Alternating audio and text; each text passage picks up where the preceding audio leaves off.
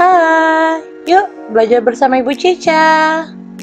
Assalamualaikum warahmatullahi wabarakatuh. Ketemu lagi dengan saya Ibu Cica dalam pelajaran kimia. Kali ini kita akan membahas mengenai pengenalan ilmu kimia. Tapi sebelum kita mulai, jangan lupa like, share, and subscribe my channel. Dan jangan lupa juga bunyikan lonceng notifikasimu agar tidak ketinggalan video-video berikutnya. Terima kasih. Coba kamu perhatikan lingkungan di sekitarmu. Banyak sekali yang berhubungan dengan kimia. Contohnya emas yang biasa digunakan sebagai perhiasan, LPG yang digunakan dalam memasak, besi yang digunakan dalam rangka-rangka bangunan. Kamu juga pasti pernah mendengar bahwa kimia itu berbahaya. Contohnya merkuri yang ada di krim pemutih abal-abal, atau MSG yang biasa dikenal dengan micin. Ada juga lilin pelapis buah agar terlihat mengkilat. Bahkan dulu viral yang namanya kopi sianida yang mematikan sahabat. Mengerikan ya? Tapi kita lupa bahwa ada juga yang sangat bermanfaat dalam kehidupan. Contohnya air yang kita minum, nasi yang kita makan, bahkan udara yang kita hirup semuanya berhubungan dengan kimia. Jadi kimia itu baik atau tidak? Oleh karena itu, kita harus mengenal apa itu kimia. Kimia berasal dari bahasa Arab yaitu alkimia yang berarti perubahan materi. Hal ini diungkapkan oleh ilmuwan Arab yang bernama Jabir Ibnu Hayyan pada tahun 700 sampai 778 Masehi. Kimia adalah ilmu yang mempelajari materi, meliputi susunan, struktur, dan sifat zat atau materi dari skala atom hingga molekul, perubahan materi, serta energi yang menyertai perubahan tersebut. Karena kimia mempelajari materi, maka kita harus tahu apa itu materi. Materi adalah sesuatu yang menempati ruang dan memiliki massa.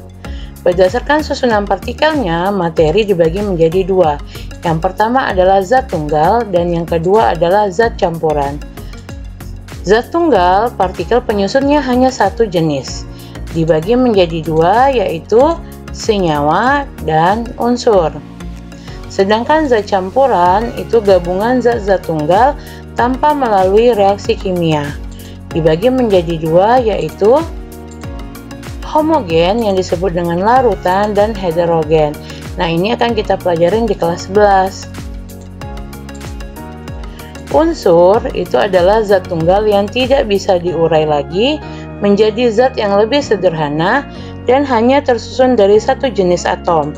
Contohnya, atom H itu menyusun unsur hidrogen, atom N menyusun unsur nitrogen, atom C menyusun unsur karbon, dan atom O menyusun unsur oksigen, dan masih banyak contoh lainnya.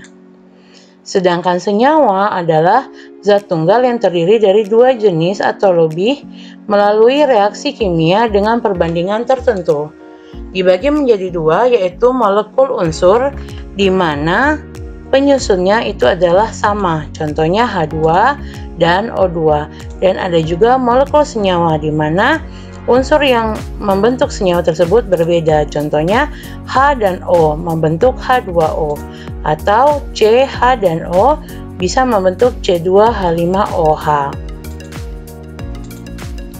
Ilmu kimia sangat banyak berhubungan dengan ilmu lainnya. Di sini terdapat beberapa cabang-cabang ilmu kimia. Ada kimia organik, yaitu mempelajari mengenai zat kimia dalam makhluk hidup, seperti reaksi dalam fotosintesis. Ada juga kimia anorganik yang mempelajari zat kimia dalam benda mati. Contohnya, kita reaksikan beberapa zat di dalam lab. Lalu ada juga kimia analitik, di mana mempelajari analisa bahan kimia dalam suatu produk. Kemudian ada kimia fisika, biasanya ini contohnya penentuan energi yang menyertai suatu reaksi kimia. Ada juga lingkungan, ini biasanya berhubungan dengan lingkungan, contohnya pencemaran dan penanggulangannya bagaimana. Lalu ada kimia inti yang berhubungan dengan radioaktif, lalu ada kimia pangan yang berhubungan dengan mutu pangan, lalu ada kimia farmasi yang berhubungan dengan obat-obatan.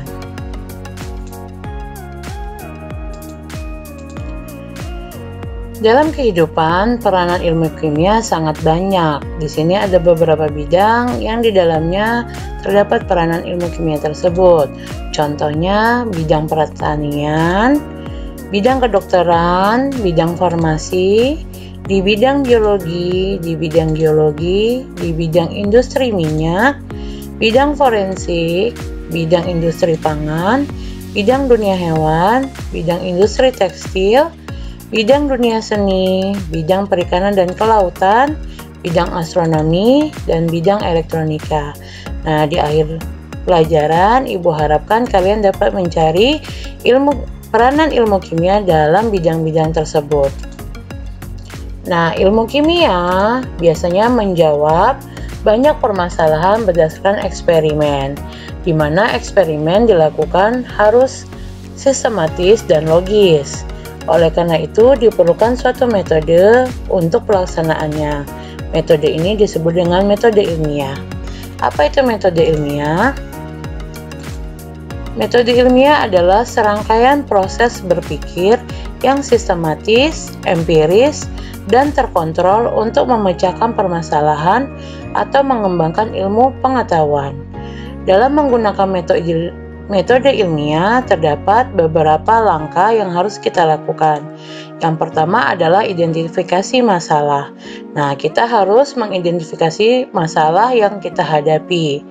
Lalu yang kedua, kita lakukan pengamatan atau observasi terhadap masalah tersebut. Kemudian yang ketiga, kita menentukan hipotesis. Hipotesis adalah dugaan sementara. Kemudian yang keempat, kita harus uji hipotesis kita itu benar atau tidak melalui yang namanya eksperimen atau percobaan. Setelah melakukan eksperimen, maka kita bisa merumuskan kesimpulan. Nah, ketika kesimpulan menyatakan bahwa hipotesis kita salah, maka kita harus ulang lagi dari langkah yang pertama. Tapi ketika benar, itu adalah kesimpulan dari pemecahan masalah tersebut. Nah, cukup mudah ya untuk materi hari ini. Untuk mengetahui apakah kalian sudah memahami materi atau evaluasi diri, maka Ibu akan memberikan tugas online. Yang pertama, carilah peranan ilmu kimia dalam bidang berikut. Yang pertama, kedokteran, kedua, pertanian, ketiga, farmasi, keempat, geologi, kelima, forensik, dan keenam, perikanan dan kelautan. Lalu yang kedua, kerjakan tugas kedua melalui link Google Form yang dibagikan di WA Group kelas online. Terima kasih untuk hari ini. Kita akan ketemu lagi minggu depan. Kita akan bicara mengenai laboratorium kimia. Semoga bermanfaat ya. Ketemu minggu depan. Assalamualaikum warahmatullahi wabarakatuh. Bye semuanya.